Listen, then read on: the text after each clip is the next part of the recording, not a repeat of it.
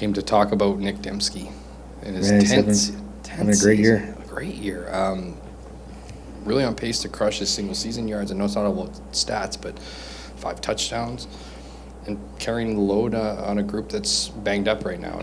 But also, the part that I think is most impressive, at least to me, is, I mentioned that 10th season. We know what the average career is for a football player, but even at receiver, where you need to be quick still, you need to be athletic, you have players coming up behind you to replace you. I'm just wondering what you've come to appreciate the most about Nick as you've gotten to know him over his time here. Yeah, I think what I like most now, you always appreciate his athleticism, and when you are first around him in for a longer period of time, you realize just how good he is, how athletic he is. And then what you notice of late is he's still working hard in Indy, trying to be just a little bit better in the areas that he wants to be better in, right? He's still putting the time in to work on specialty catches or footwork out of a break, and I think that's important leadership for the group. So that aspect is awesome. A lot of his teammates described him as, I wanted to know what he was like during a game. I know there's a lot of different personalities during a game, but they said they struggled to find a time where he even got mad.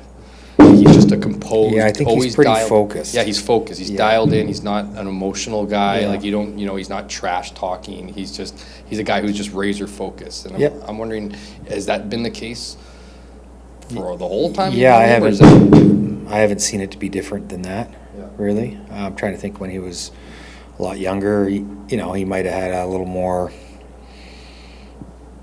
stick it to you a little bit. Young guys do, totally. But I don't think he was ever to a point where he lost focus, right? He's pretty well dialed in, which is, once again, I think that's important leadership at that position, Just one last on Nick is that work in the off season to get better every year, to get better. Like, how much? I don't think people necessarily appreciate people to understand the game. Someone who's it's a lot to it's a lot to ask in the off season. I'm talking about in the season. Yeah, no, I know I'm you're talking about in season. I'm talking about right now, the Mm-hmm. work they're putting in. Before practice, after practice. Yeah.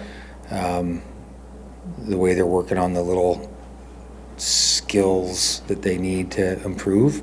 That's what I'm talking about. Oh, and I knew exactly what you were talking about. Mm-hmm. I just mean to come back each year, right, and to put that in, to trust somebody in the off season that they're going to put in the work that they're going to get. I know you have a lot of those guys, but how much work is it to do it a 10th season or a 9th season going into a 10th I think year? as you get older, it's more work. Yeah. I think someone who's that gifted athletically early on in their career, it's not a lot of work. You put in the work, but you probably, as you get older, you realize that there's more and more work to put in, and you keep adding things to your plate. And, I've said this before, at a certain point in time, you get to the point where you can't add anything more to your day, and that's probably close to being the end, right? But certainly as you get older, and a receiver in his 10th season, it certainly gets, I would think, gets tougher and tougher because you got to keep adding stuff to your daily routine. When you reach the halfway point of a season, do you do a kind of a reset and an evaluation to look back at? Or no, does the halfway point mean nothing to you? Yeah, I've never broken the season up into thirds or halves or, after Labor Day or now's the playoffs. I've never done it that way. You hear hockey coaches often say break it into 10-game segments. They got 82 games. They better break it up. Imagine doing 82 pregame speeches. I have no clue what you would even say. I have a hard time with 12, and we play 18. So what is 18? Yes, yeah. So no, I've never broken it up. It's pretty busy during the season. I don't think you have enough staff members to do a full-on breakdown. We try to look at things on a weekly basis in terms of trends or information that you're gathering. You keep up on it so you can see it. But coming off on a short week and then going on to another opponent, I know we have a regular week now, but where game 9 and 10 split, it doesn't really matter. If we had a a bye week at this point, then we would look at more stuff. Yeah, you use bye weeks maybe for that. Yeah, I don't think it's, when it falls where it does, I don't really have the time to do it. But once again, I think it's a weekly process to see where we're at. Ever been down to your fourth quarterback, the way Montreal is? I wouldn't know. I can't remember. Yeah. I don't think it matters for Montreal. What do you mean? They're going to compete their asses off no matter what. It don't matter. They're just going to compete. They're going to understand where they're at, and they're going to compete hard. So we got to be ready. It does potentially, for your defense, you present potentially some opportunity to take Possibly. advantage of a guy's inexperience. Yeah, if you think of it that way. Yeah. Don't you? I think we look at it like this guy's a pro quarterback, and he's trusted with running an offense, and they got a good coach and a good OC and a good defense and good special teams, and everything's about being three-phase and winning as a team, not, putting everything on the shoulders of one guy. And even if they were to do that, I think he's going to be well coached and prepared, and he's a pro quarterback. All that said, in the past you have said that the quarterback's job is the win, Mhm. to win, right? So Yeah. it's a different responsibility than most players. Yeah, but they're pro quarterback. They've got to that position. They've gotten to this spot being that position all along, right? It's not like he was equestrian, and then all of a sudden he's a pro quarterback, right? He's been a quarterback all along, Yeah. and been a pro quarterback and had several stops and several different experiences. You guys signed Peyton Logan in the offseason to be your kick returner. I got hurt, of course, unfortunately. Trey's taken that ball and run with it, literally. With Peyton ready or close to ready, how do you decide now who does that job going forward?